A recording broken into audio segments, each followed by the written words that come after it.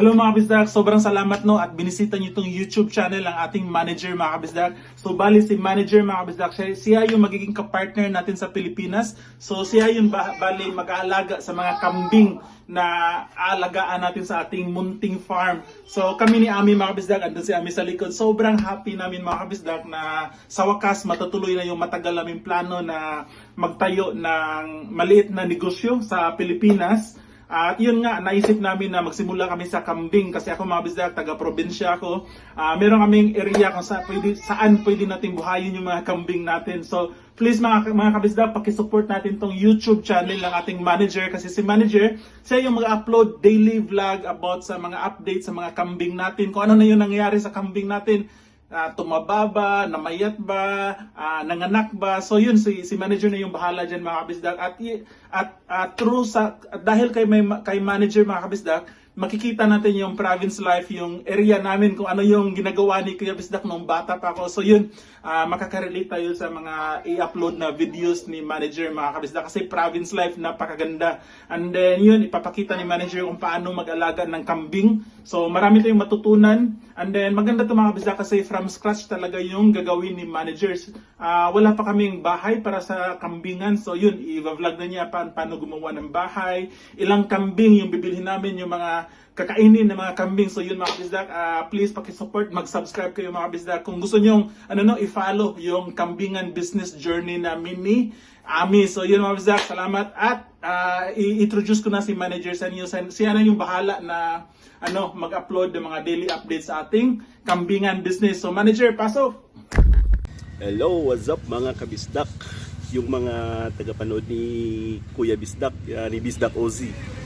Yun na nga po yung sabi niya no, sa first video na napanood natin na magtatayo sila ni Ami ng ng kambingan dito sa Pinas. And yun na nga po, manager din yung yung tawag niya sa atin is nakakahiyamang pero isa po ako sa taga-pangalaga ng kambingan nila po dito.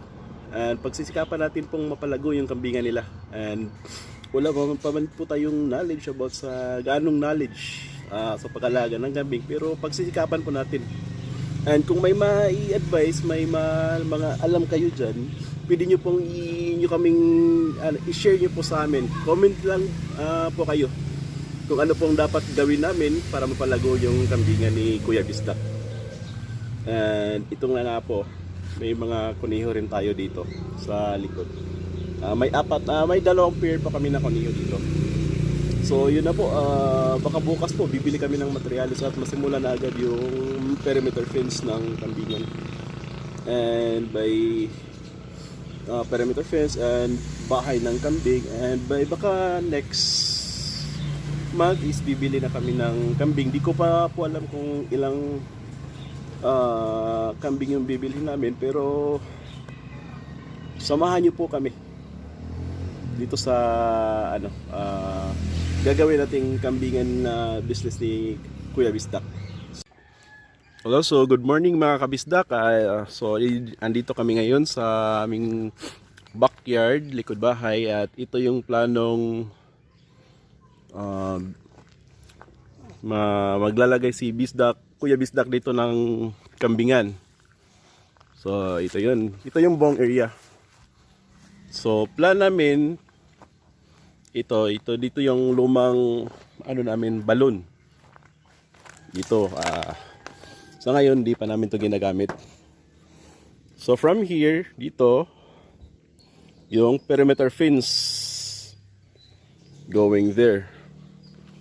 So after ng kahoy na to, itong puno ng bayabas is the whole area dito doon.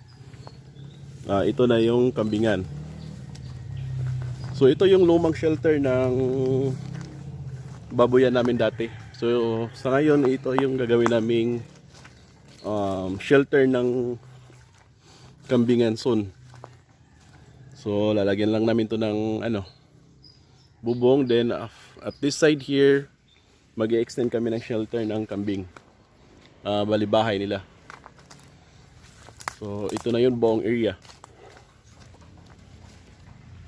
So as of now, maraming damo dito, so makakatipid kami dito sa feeds ng kambing and may Jumelina rin. Then ngayon mga kabisdak, ito yung buong whole area papakita ko sa inyo ha. To dahan-dahan. Ito. So nakita nyo naman maraming damo, so di na namin to puputulin para future ito na yung kakainin ng ang kambing na bahala dito maglilinis. So nakakatipid kami ng labor sa tagalinis dito. Ito doon. So ayusin lang namin to itong mga perimeter fence dito kasi sira na oh. Kita nyo naman. Ayusin namin to itong barbed wire na to. Dito.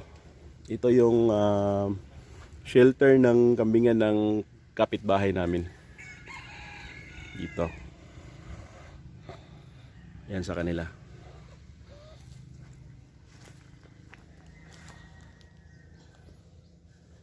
Ito na yung buong whole area.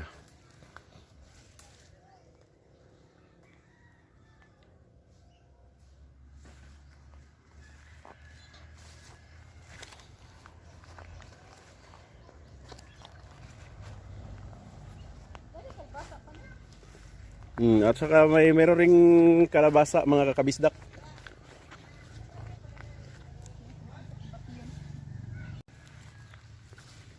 So hanggang dito mga kabisdak, lalagyan namin to ng perimeter fence rin. And dito. And sa part na to, yung gate dito, yung gate. Lalagay namin para pag pupunta kami sa mga kambing, dito kami dadaan. Diyan.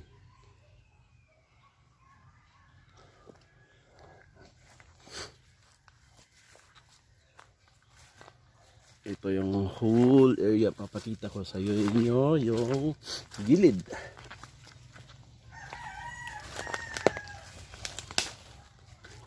Dito. Ito yun. So yung perimeter fence na yan, ayusin rin namin by next week siguro. Ayusin na namin to. And papakita rin namin sa iyo yung ongoing construction ng perimeter fence ng kambingan. Yan, dyan.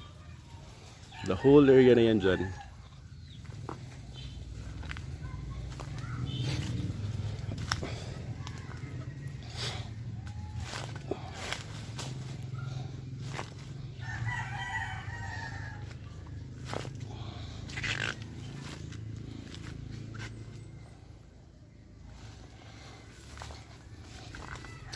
So ito na yung mga kabisdak. Ito yung whole area na paglalagyan namin ng kambing. Dito si mother namin. So paano mga kabisdak, see you next week. Update ko na lang kayo sa pag gagawa ng perimeter fence